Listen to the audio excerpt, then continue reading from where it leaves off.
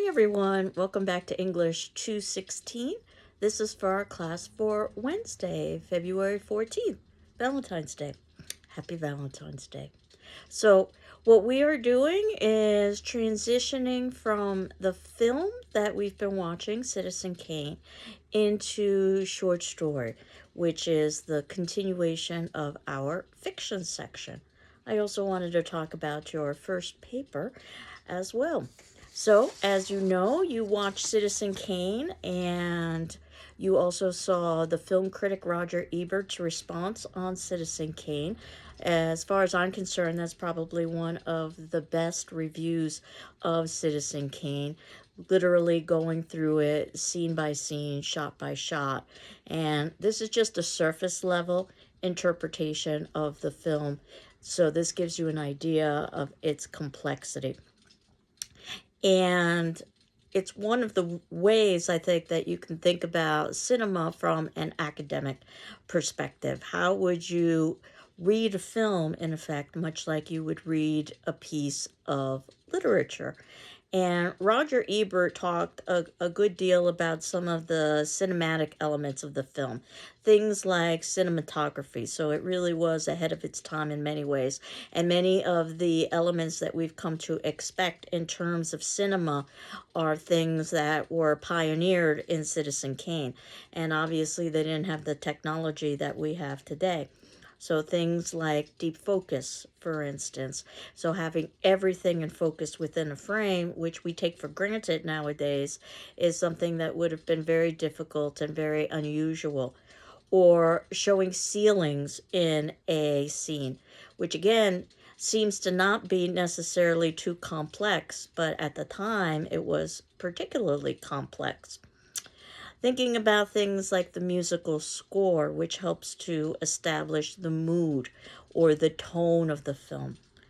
The special effects, which Robert Ebert had talked about, that in his opinion, and I agree, that Citizen Kane uses as many special effects as any of the Star Wars films, but these special effects are invisible.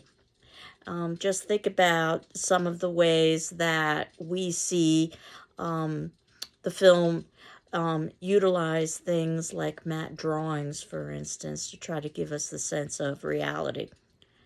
The lighting is incredibly important. If you've ever done any photography, you know how important lighting is. Of course, we usually focus on things like acting, and this is one of the reasons why oftentimes we've got A-list actors. Orson Welles, the child prodigy, not only acting in the film, but also directing in the film. The director is sometimes invisible, though if you think about modern day, we oftentimes have this almost deification of directors when you're talking about people like Steven Spielberg, for instance, or Martin Scorsese, for instance. And the writing, which I think oftentimes is neglected, and of course, you can have directing and you can have acting without good writing.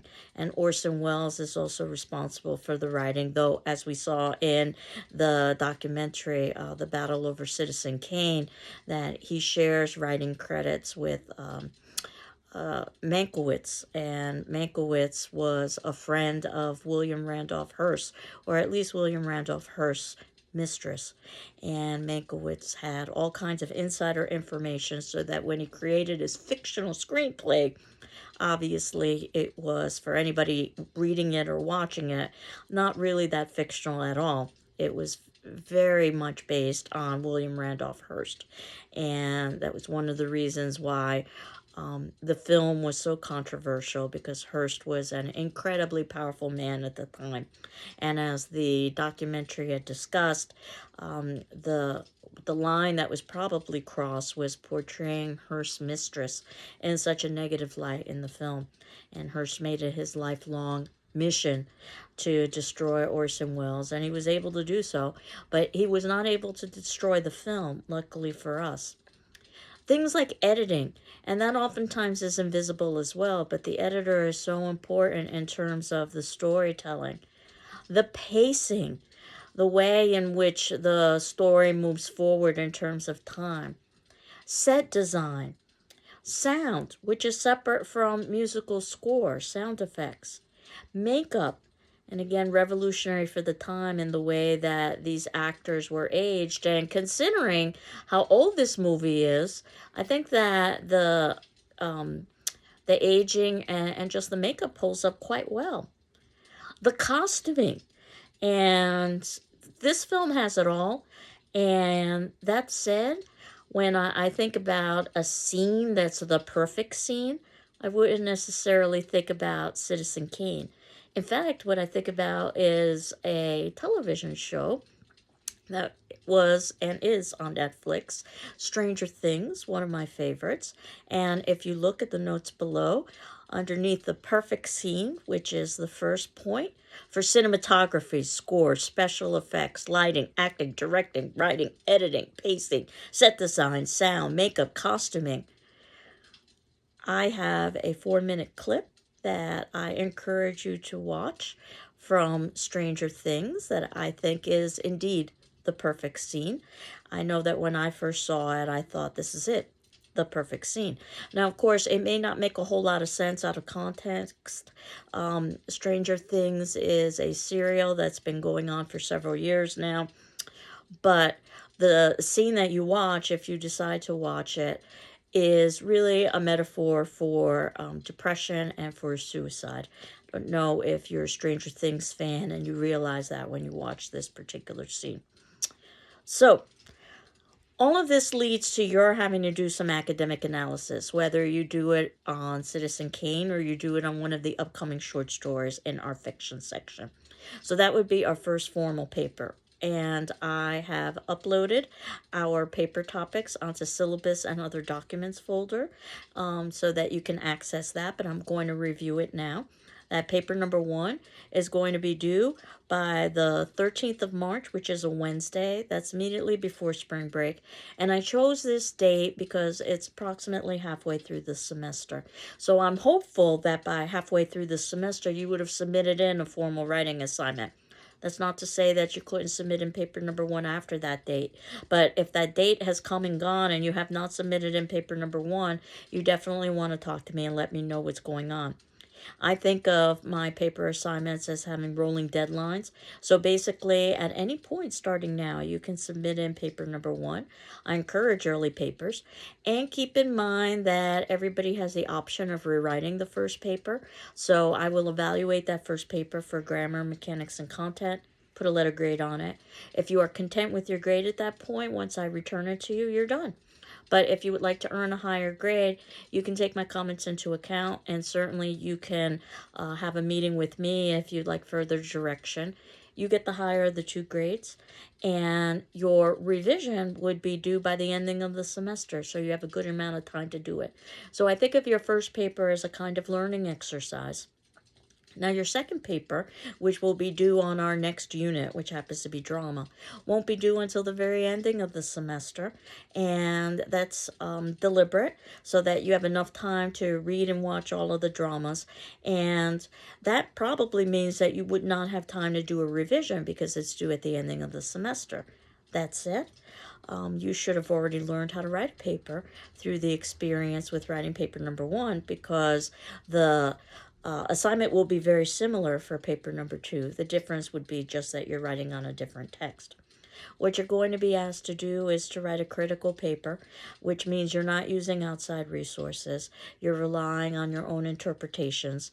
That would be approximately 4 to 5 pages long, but approximately means approximately, as long or as short as you need it to be to examine your thesis in depth. And you can, from the fiction section, either select the film that we watched, which is Citizen Kane, or one of the upcoming short stories that we're going to be talking about. And in the syllabus and other documents folder, as I had indicated, I've got your paper topics. And that ultimately you can choose any of the topics listed, or you can write on your own topic. But if you do choose to write on your own topic, you must approve the topic with me beforehand. So your options for your first paper would be either the film Citizen Kane or the upcoming short stories, which are A Sorrowful Woman, The Story of an Hour, A Rose for Emily, Young Goodman Brown, Soldier's Home, Battle Royal, and Popular Mechanics. And note that we would have finished talking about all of these before the paper due date, so that you've got enough time to sort of contemplate if you are thinking that perhaps Citizen Kane is not the piece that you would like to investigate. And while Roger Ebert talked about the cinematic elements of Citizen Kane, there certainly are lots of thematic elements. Whether or not you want to talk about the significance of Rosebud and the idea of how it relates to Kane's lost youth, or whether or not you want to talk about the ascent and descent of a great man, which we see with Citizen Kane, and some of the moral lessons embedded in there, whether or not you wanted to talk about the portrayal of female in Citizen Kane. All of those are interesting ideas, but we are focusing on, and will be focusing on, the idea of literary canon, those works and films that are considered by scholars and critics to be worthy of literary study. So, one of the questions that you could pursue for the paper is to identify a text from the fiction section which you think should be included in the literary canon, detailing the reasons why. And in fact, today we're going to talk a little bit about the literary canon. Or you could identify a text from the fiction section that you think should not be included in the literary canon, detailing the reasons why. Note that there are no right or wrong answers here. I deliberately chose questions that don't have right or wrong answers. I'm really more interested in your reasoning. Something else that you could talk about is contemporary relevance. And contemporary relevance is oftentimes associated with the idea of literary canon, but there are usually other elements as well. And I would argue that all of the texts that we are either reading or viewing, that they all have some level of contemporary relevance. So you could identify a text from the fiction section that you think has the most contemporary relevance, or a good amount of contemporary relevance in our society, detailing the reasons why. But you can also identify a text from the fiction section that you think really doesn't have that much contemporary relevance anymore. Certainly we're reading and watching some older texts, detailing the reasons why. Again, no right or wrong answers. Regardless of the topic you choose, though, you will want to reference the text, provide textual evidence and details to support your arguments, which means a combination of both paraphrase, references to the text in your own words, as well as quotation, using direct language word for word. And we'll talk a little bit about how to go about constructing a paper over the next several classes as well, which I hope will be review, because my hope is that you would have talked about some of the conventions of writing a paper in English 101, but I don't want to make assumptions.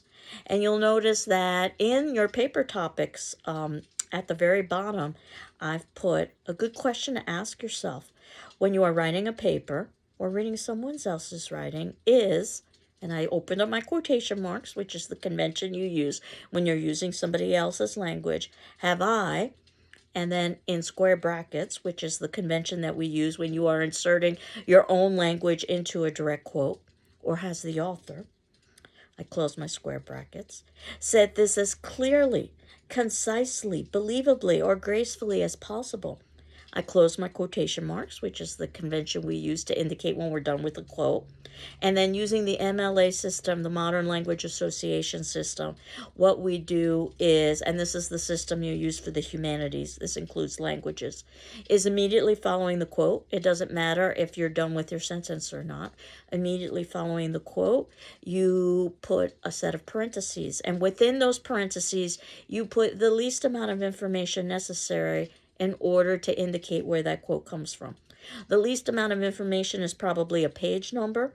In this instance, what I did with the quote below, a good question to ask yourself when you're writing a paper or reading someone else's writing is, quote, have I, or has the author, said this as clearly, concisely, believably, or gracefully as possible.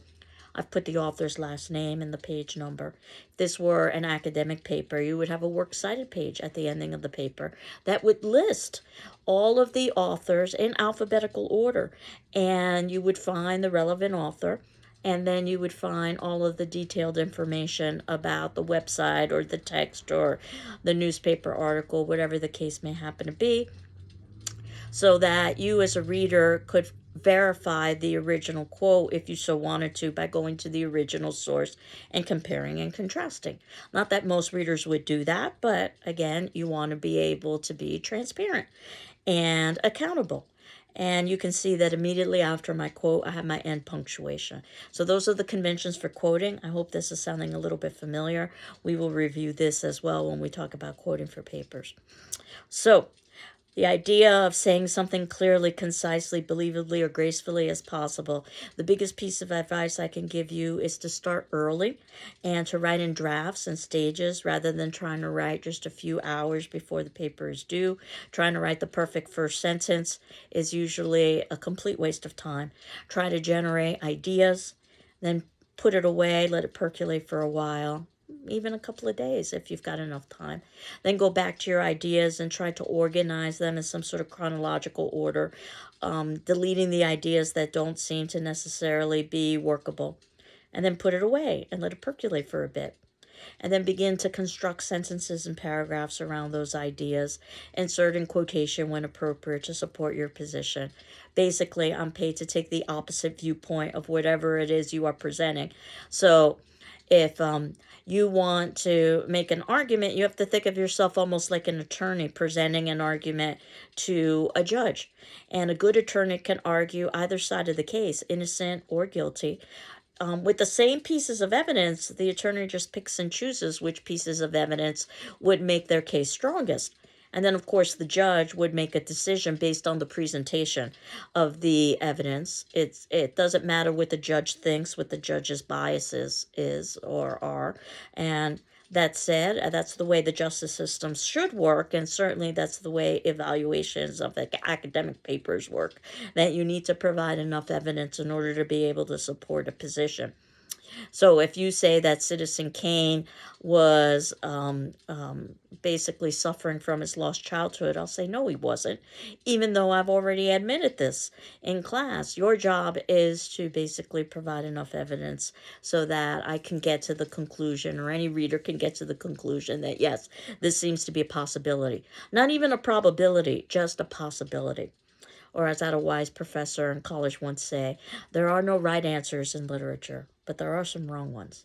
There are no right answers in literature, but there are some wrong ones. And the wrong answer is the answer that doesn't have evidence in which to support it. So this gives you something to consider. Not that your first paper is going to be due at any time soon, but certainly whenever you feel comfortable with submitting in the first paper, I encourage you to do so. Again, understanding that you have the option of rewriting that first paper. And again, your second paper, you probably wouldn't have enough time to rewrite it, but you probably wouldn't need to rewrite it because you would have learned how to write a paper with the first paper. That said, I have had some students submit in a second paper early enough so that there is the possibility of revision, but that's something you'd have to negotiate with me. Your second paper will be due on our second unit, which happens to be fiction. And our third unit is poetry, and we would have run out of time to write a paper, but we would have enough time for final examination. That'll be open book, open note, essay exam, where you get to mostly focus on poetry, although there'll be a few options of questions that also very briefly deal with short story and drama. So that's the construction, or I should say fiction and drama. So that's the construction of the class itself. So in terms of where we are, moving on to the notes below, you can see that I had assigned something on formula fiction. So literature, or those works considered by scholars and critics worthy of literary study, are probably works that have some depth and some complexity to them. They probably have some creativity to them, and they probably are written for more than just profit or entertainment. Not that there's anything wrong with profit or entertainment. And once we determine if something is a piece of literature, which I guess in the broadest sense of the word is any piece of writing, but when we talk about literature in class, we're not talking about a news story or an instruction manual. What we are talking about is fiction, something that is a story, and that is creative. But some are better than others, so how do you evaluate quality? And there is such a thing known as formula fiction. This was on page 30 to 43 of our textbook. Unfortunately, I was not able to find an online link for that for free, but as you know, there is a copy of the textbook on reserve in the GCC library that you can reference. Formula fiction is not usually considered worthy of academic study. That said, you can study anything from an academic perspective, such as Super Bowl commercials. In fact, I even used to teach a class on commercials. But the purpose was not necessarily to inspire thought or to evoke conversation. The purpose of a Super Bowl commercial is to basically profit, it's to sell product. That said, we could apply critical and analytic thinking skills to anything, and we should. But formula fiction is not usually considered worthy of study because it's formulaic, it's predictable, it's trite. Now, one of the things we'll talk about with Shakespeare is he broke all the rules. Shakespeare was somewhat predictable. He followed certain elements. He wrote in genres or kinds of predictable elements for some of his stories. Shakespeare broke all the rules. And he also wrote to generate profit. But yet, his stories are also quite complex, as we will see. So, when we talk about genre literature, it's oftentimes literature that follows particular elements, like westerns or romances or horror. Horror is one of my favorites. And the textbook gives you actually the formula for writing romance novels. And this is in no way to disparage romance novels. We could have done this for horror, we could have done this for sci-fi, we could have done this for westerns. And what you will see on page 26 that there are very strict rules that are determined for things like plot and character and setting and love scenes and, more sadly, for writing and length. I always think about this when a student asks me how long their writing should be, and my first gut level response is, well, your paper should be as long as it needs to be. You imagine telling Picasso how many colors to use in his painting? But that said, I know what students are asking. How much time and effort should I put into this exercise? So I'm suggesting the 4 to 5 page double space 1-inch margin paper. Obviously, that's different than a 40-page paper in terms of time and effort. But the idea is that when you are writing, you write because you need to say something, not because you're trying to hit a particular page length. But if you're writing in a genre, then chances are you're trying to fit the criteria. And they tell you that the writing should be simple and easy because you're not supposed to think too hard when you're reading a romance novel or honestly any kind of genre literature. It's meant for entertainment and escapism. And it should be of appropriate length, not too short so that you feel like you're getting your money's worth, but not too long so it's not too complicated. And at least according to romance novels, that yes, there can be love scenes, but they need to be presented in a very romantic, soft lens, nothing graphic, because that's another genre that would be pornography, and there are different expectations for that. And that the setting is usually someplace exciting and romantic. However, suburbia or the country could be the ending setting for the happily ever after that you expect in a romance novel. And the characters, you assume that the main character is going to be a female who is experiencing difficulties in love, but that ultimately she will find love. We usually assume that it's a heterosexual relationship. They even give you specific criteria about the age of the female, late teens to late 20s, because that's considered the ideal age for beauty for female. It also provides a wonderful opportunity for escapism. We want the text to be told from the female perspective. Please excuse the phone. So this gives you an idea what happens when you are filming live. But in in terms of thinking about the female and how she's portrayed, she is portrayed very different than the quote other woman unquote, who would be portrayed very differently, as a foil to our main character. And the assumption is that the story should be told from the female's perspective because ultimately, probably the reader is female. Not that that has to be the case. And plot, after a growing number of miscommunications and misunderstandings, there is a happily ever after. And of course, there would be different rules for science fiction, different rules for horror, so forth and so on. They even give you an example from, again, a romance novel. It could have been anything. Actually, it's from a chapter of a romance novel called A Secret Sorrow. I personally have never read A Secret Sorrow. Most of my students tell me they've never read A Secret Sorrow. Actually, after all the years I've taught this, I've had only one student say that they read that book.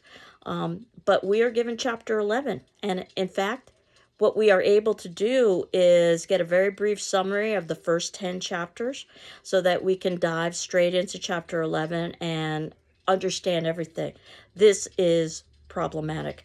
If you can simplify to that point that we don't need to read the first 10 chapters before we actually start to get into the depth of the chapter 11, which basically follows all of the criteria with Faye and Kai. I can summarize it for you very briefly. That Faye is concerned and thinks that she can't pursue a relationship with Kai because she is infertile. Kai suggests that they adopt. She says okay, and they live happily ever after. And that basically is the plot. Not that this isn't a serious topic, it's quite serious, but it's resolved over just a couple of paragraphs, and that is not realistic. And it's very cliche and very trite. So, when we talk about literature in an academic setting, we're talking about something quite different, that it's probably not written primarily for profit. And again, while Shakespeare was writing for profit, he also had a social statement to make. It's not formulaic, predictable, and trite. And again, while Shakespeare was following a formula for his comedies or his histories or his tragedies, we also see how unique his stories are, or we will see that. It's not usually classified by a particular genre. Though, of course, Shakespeare breaks all the rules. He wrote comedies and he wrote histories and he wrote tragedies, which we'll talk about. There are no strict rules for characters and plot and setting and love scenes and writing and length because it really depends on what it is that the author is trying to do. And an example of something that's very different is a short story entitled A Sorrowful Woman. And this is on page 39, and I'm happy to say that I was able to find a link for both A Secret Sorrow and A Sorrowful Woman, and you will see those below so that you can access those online if you so wanted to. And if nothing else, even though we've got two stories that sound very similar, they're both about sorrow, A Secret Sorrow and A Sorrowful Woman, I hope you can see the difference in terms of the writing. And now we're talking about short story. If we had time, we'd talk about novels. A short story is a brief piece of fiction. Usually it deals with a single incident, but again, it's very difficult to define. I can't necessarily say that a short story has a specific length, that at 8 pages it's a short story and at 9 pages it's not. It doesn't quite work like that. It's more like you know it when you see it. There is something also called a novella, which is longer than a short story, but is shorter than a novel. But usually you're talking about one specific episode or incident. And that's what we're going to focus on for the next several classes, examples of short stories. And also, I wanted to draw your attention to the 6th section, the notes below. When you're writing about fiction on pages 46 to 65, whether you are writing about film or you're writing about short story, on page 47, they give you a list of questions that you can ask yourself about things like plot. What's happening in the story? And that's probably the least interesting thing, but without knowing plot, you can't do everything else. The characters, who are they? Why are they there? Are they used symbolically? Do they change over the course of the story? And why? Setting. Where does the story take place? Trust me, if you're given information in the story, it's probably important. So if you're not given information, you're probably not supposed to dwell too much on it. So if we're not given a setting, then it probably is not important. But if we're told that a story takes place in a particular venue, then it's probably important. The same with the time period. Symbolism, something that's representational, where you take something that's abstract and you make it more concrete.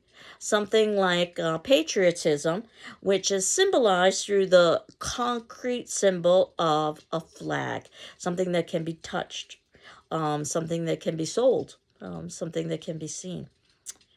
Theme, what are the major issues or points that are being made? And there are usually multiple themes.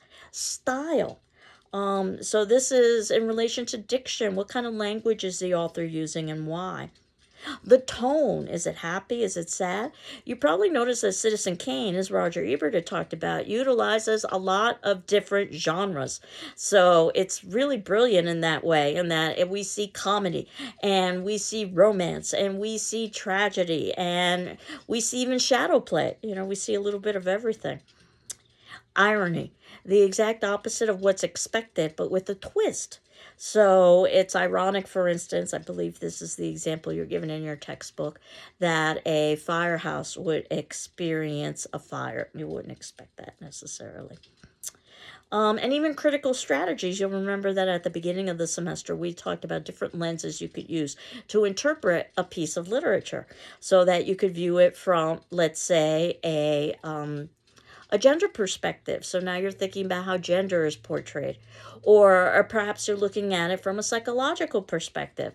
And again, you're thinking about perhaps the psychology of the characters, or perhaps the psychology of you as reader, or perhaps even the psychology of the author. And what I had suggested is not that you choose one particular critical strategy and you read everything from that lens, but that instead what you do is that you read a text or you view a film, and then you let that text or film determine for you which way seems the most obvious way to interpret it. But ultimately, you can interpret it in dozens of different ways. We can spend an entire semester just talking about Citizen Kane, or an entire semester just talking about A Sorrowful Woman. And some points in terms of reading A Sorrowful Woman, and these are also points you can consider when you are reading a film. And notice I'm using the same kind of language here, reading, because when you are watching a film, that's much more passive than actually interpreting. Just like when you're reading a book, that's much more passive than actually interpreting, which is what we're doing. Think about the author, and what do you know about the author, and how does that help inform your understanding? Think about the dates in which the piece was written or published or released. And that may or may not be the time period of the story that we're reading. The story could be set in the past, could be set in the future, but if we're not told, it's probably happening in the present time in which the story was released. Think about the title. A lot of effort went into considering that particular title. Why that title? So all of these things are things you consider before you actually begin watching a film or begin reading a story. The plot, what's happening. You have to watch the film or read the story, or else you can't talk about it, you can't analyze it. And as I said, the plot is usually the least important thing. It's what I call the junior high school book report. But at the very least, you need to know what's happening before you can begin to interpret. The characters, as I had indicated earlier, who are they? What could they represent? Why are they important? The settings, where are the events taking place? The use of language, the themes, the ending. Endings are very important. Why did an author or a filmmaker decide to end the piece in the way that they did? Important quotes, because you are going to need to use quotation in order to be able to support your position. And when we're quoting from a piece of fiction, we usually refer to the page number. When we're quoting from a film, we usually use a timestamp. Questions at the ending of the text. These short stories that we will be reading are included in your textbook, and they're oftentimes summary questions at the end that give you an idea of some of the important pieces to consider. In fact, I've even had students say that they like reading the questions ahead of time before they even begin reading the text so that they know what to look for. Other students say no, they don't want spoilers. They want to read the text first, and then they read the questions afterwards. What your questions are. So the idea of annotating a text and writing down what your thoughts are when you are reading a text or watching a film, because you're likely to forget these things if you don't write them down. So what are your questions? What are your thoughts? What are your observations? So the text, this is in the 8th section in the notes below. You can see A Sorrowful Woman. So this, in my opinion, is the first short story, the piece of literature that we will be reading in depth and analyzing. And that's on page 39 of your text, but there also is, as you can see, a web link so that you can access this online if you don't have access to a textbook. And our next class, we are going to be talking about A Sorrowful Woman in depth. And we are also going to be talking about a short story that was included in an earlier set of readings about how to read. The short story is called The Story of an Hour, but I want us to talk about that story from an analytic perspective. And the third short story that I wanted us to read is A Rose for Emily.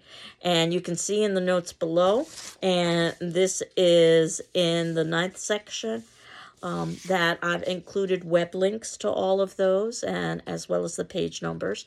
What's interesting about A Rose for Emily is that it also has a brief interview with the author following the story called On a Rose. That's on page 84 of your textbook. Unfortunately, I was not able to find that online as a free link, so that's included in the book, but I will be talking about that.